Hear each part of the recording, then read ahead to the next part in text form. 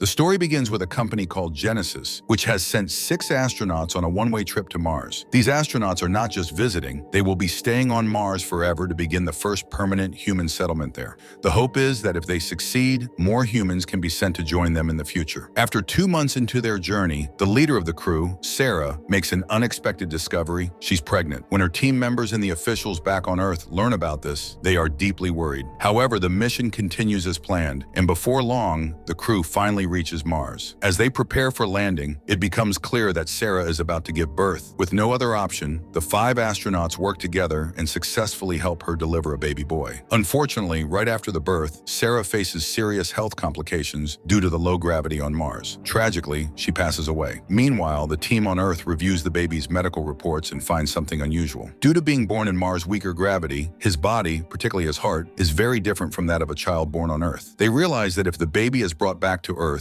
he wouldn't be able to survive in Earth's gravity. The head of the Genesis company comes to a difficult decision. In order to save the child's life, he must remain on Mars. However, this will require a large amount of money to keep the Mars project going. To ensure they continue receiving funding and protect the future of Mars colonization, the company decides to keep the entire situation a secret from the public. The entire team agrees to keep the existence of Gardner, the child born on Mars, a secret. They decide not to reveal any information about him to the outside world. As the years pass, Gardner grows up, and by the time he turns 16, he has only met 14 people in his entire life. Despite his limited interactions, Gardner is exceptionally intelligent. This is partly due to the fact that he's been raised by astronauts, and partly because he was born with a sharp mind. Living in the research camp on Mars with the astronauts, Gardner has always had questions about his past, especially about his parents. He knows nothing about his mother, Sarah, and doesn't even know who his father is. These unanswered questions weigh heavily on him, but he has no one to turn to for answers. In the camp, there is a locker that once belonged to his mother, but Gardner doesn't know the passcode to open it. One day, out of curiosity and determination, he hacks the code and opens the locker. Inside, he finds a bag that contains a ring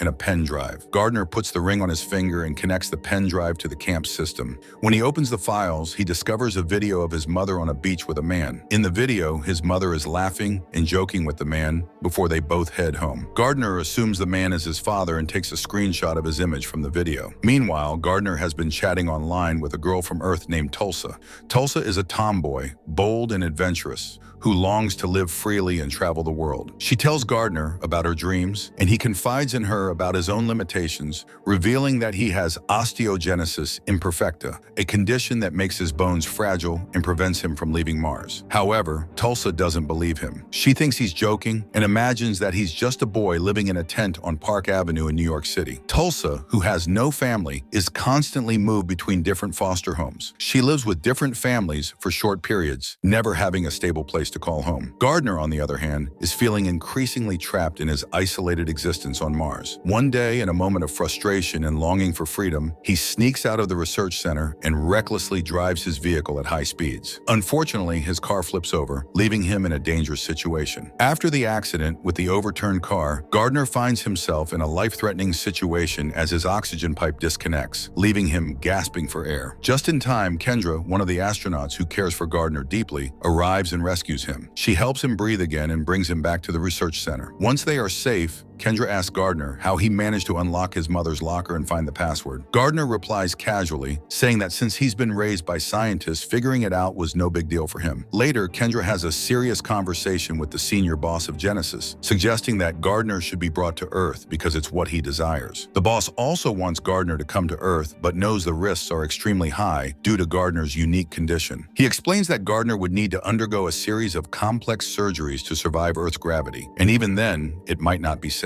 Kendra persuades him, and finally the decision is made to train Gardner physically and prepare him for the necessary surgeries so he can make the journey to Earth. Gardner endures several difficult surgeries, and his physical fitness is gradually enhanced. Kendra is there to support him every step of the way. Once the preparations are complete, Gardner contacts Tulsa on Earth to tell her the news. He explains that after undergoing surgeries and physical training, he will finally be able to make the journey to Earth, though it will take a few more months. Tulsa, with her usual boldness, tells him to hurry up before the foster care system moves her again. With everything in place, Gardner is ready for his journey. As the spacecraft heads toward Earth, Gardner turns to Kendra and asks if she knows where his father lives. Kendra gently responds that she doesn't know, and when Gardner presses further, asking if she knows his father's name, she again says no, but assures him that if she had known, she would have told him. When Gardner arrives on Earth, he undergoes additional medical tests, but the results are not in his favor. It becomes clear that he might be sent back to Mars, which frustrates him. Before they can act, Gardner decides to escape. For the first time, he feels the joy of being truly free, running across the Earth's surface. He tries to jump like he did on Mars, expecting to leap high due to the lower gravity he's used to, but Earth's stronger gravity prevents that, leaving him slightly disappointed. As he continues exploring, it begins to rain, something Gardner has never seen before. While others rush indoors, he stands in the rain, mesmerized by the experience. He enjoys every moment of it before catching a bus and heading to Tulsa's college to finally meet her. Kendra and the Genesis boss, suspecting Gardner would go to Tulsa, race to catch him. Gardner arrives at the college, delighted to see so many kids his age for the first time. He spots Tulsa and excitedly calls her name. She recognizes him, but immediately slaps him, angry that he had disappeared for 7 months without any contact. Gardner, confused, explains that he had been on a special trip and couldn't reach out to her. After some frustration, Tulsa forgives him, but says she needs to attend her class as the bell rings. Gardner, not wanting to be apart, follows her into the classroom, where the teacher assumes he's a new student and tells him to take a seat at the back. During the lesson, the teacher asks a question about Thomas Edison, to which another student responds that Edison was badass. Gardner corrects him, explaining that Edison was responsible for creating direct current, while Nikola Tesla invented alternating current, and that what made Edison bad was his treatment of Tesla. After Gardner's insightful answer in class, the students clap in appreciation. They don't know yet that Gardner was raised among scientists, but they are impressed by his knowledge. When the class ends, Tulsa confronts Gardner, demanding the truth. She asks him, "Where are you really from?" Gardner replies, "From Mars." Tulsa laughs in disbelief, thinking he's joking. Gardner insists, explaining that his mother died when he was born and that now he's on Earth to find his father. He shows Tulsa a photo of his dad, but admits he doesn't know where to start looking. Tulsa, sensing his sincerity, agrees to help him, and they decide to search for his father together. They head to Tulsa's house to gather some money for their journey. However, the head of Genesis and Kendra, who had been tracking Gardner, show up. They warn Gardner that his health is deteriorating and insist that he return to Mars with them before it's too late. Gardner, determined to find his father, refuses and runs off. Kendra and the Genesis boss chase after him in a car. As they're closing in, Tulsa arrives in an old helicopter she found near her home. Though she doesn't know how to operate it well, she and Gardner manage to escape. However, during the flight, the helicopter runs out of fuel, leading to a rough descent. They barely manage to jump out just before the helicopter crashes into an old warehouse, causing a massive explosion. Kendra and the Genesis boss panic when they witness the explosion, fearing the worst, but soon discover that Tulsa and Gardner had jumped to safety. Seizing the moment, Tulsa and Gardner flee the scene and rent a car to continue their journey. Gardner is filled with awe and excitement as he experiences Earth for the first time, marveling at everything around him. Along the way, they pass a horse, which frightens Gardner since he's never seen one before. Tulsa is both amused and shocked, still struggling to believe Gardner's story about being from Mars. Gardner has only a photo of his father, but no address.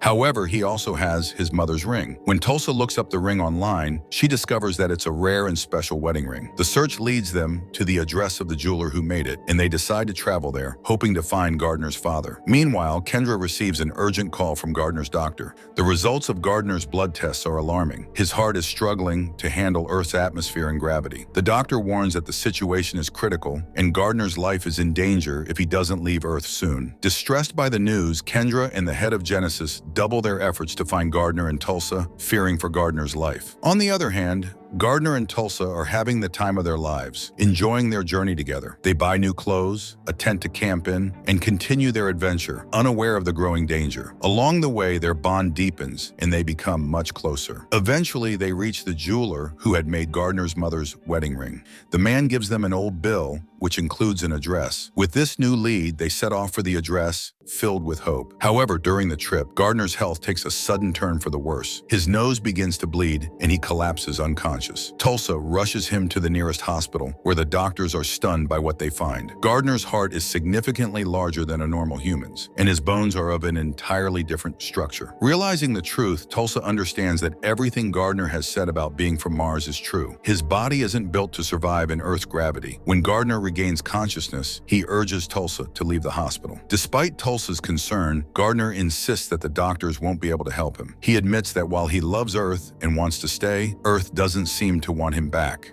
Reluctantly, Tulsa agrees, and they flee the hospital just before Kendra and the head of Genesis arrive. However, by the time they reach the hospital, Gardner and Tulsa are already gone. Tulsa and Gardner finally arrive at the address from the jeweler's bill. It's the same house from the photo, and when they enter, they find the man from the picture sitting inside. Gardner is overjoyed, believing he has finally found his father. He shows the man the photo of him with Gardner's mother, Sarah, and tells him that she died while giving birth to him. Gardner reveals that Sarah Elite was his mother, and he has come all this way to meet his father. The man, visibly emotional, responds by saying that Sarah's death was an accident. Gardner insists that what he says is the truth and that the man is his father. But instead of embracing Gardner, the man becomes defensive, overwhelmed by emotion. He tells Gardner to stop, threatening to call the police. As he reaches for the phone, Tulsa, angry and protective of Gardner, intervenes. She pleads with the man, saying, "He doesn't know anyone on this planet. He came all this way just to find you, and he's dying." The man, clearly overwhelmed, responds, "I don't know who you are or why you're doing this, but I'm not his father." Tulsa, confused, asks, "Then who are you? You're in his photo." The man hesitates for a moment before revealing, "Sarah was my sister." Tulsa is shocked by the revelation, and when she looks around, she notices that Gardner has disappeared. Rushing outside, she sees Gardner walking toward the sea. She shouts, "He's not your father, he's your uncle." Gardner, looking out at the ocean, replies softly, "It doesn't matter. My mom was here. I can feel her here. I didn't choose to be born on Mars, but I can choose the place of my death." Gardner collapses into the water, unconscious. Just then, Kendra and the head of Genesis arrive. Together, the three of them pull Gardner from the water and, after a tense struggle, manage to revive him. The head of Genesis, who had been stoic all along, breaks down into tears. Gardner, now awake but weak, looks at him and asks, "What was my mom like?" The man tearfully responds, "She was brave and kind, fearless." Gardner, sensing the truth, says, "You're my father, aren't you?" After a pause, the man nods and admits, "Yes, I am." At this moment, an ambulance arrives and they quickly place Gardner inside. He is taken to a nearby airport where a special plane awaits. The plan is to take Gardner high enough above Earth's gravity, allowing his body to stabilize. As the plane takes off, Gardner's father, deeply worried, sits beside the pilot. Knowing that Gardner's only chance is to escape gravity, he takes control of the plane, flying it upwards at full speed, despite the pilot's instructions to remain within the atmosphere. As they break through the atmosphere and into space, gravity's hold weakens, and everything inside the plane becomes weightless. Gardner's health improves almost instantly. He begins to feel better, floating in the air along with everyone else. Though Gardner's health has recovered, the moment is bittersweet. Back on Earth, preparations are made to send Gardner back to Mars, as staying on Earth is no longer possible. Tulsa, Kendra, and Gardner's father are heartbroken as they say their goodbyes. Gardner, too, is filled with sadness, but he knows that Mars is where he belongs. He bids them farewell and returns to Mars. Once back on Mars, Gardner and Tulsa resume their long-distance communication, talking regularly. One day, Kendra visits Tulsa and surprises her with the news that she has retired from her job and decided to adopt her. Kendra invites Tulsa to live with her and suggests that one day they can train together to visit Gardner on Mars. The movie concludes with Gardner and his father walking together on Mars, finally content. Gardner has found the answers he was looking for, and Mars has become his true home. The story closes with a sense of peace, though Tulsa, Kendra, and Gardner's father feel the weight of their separation. Though the movie didn't perform well at the box office, its emotional journey leaves a lasting impression. What did you think of the story? Let us know in the comments below.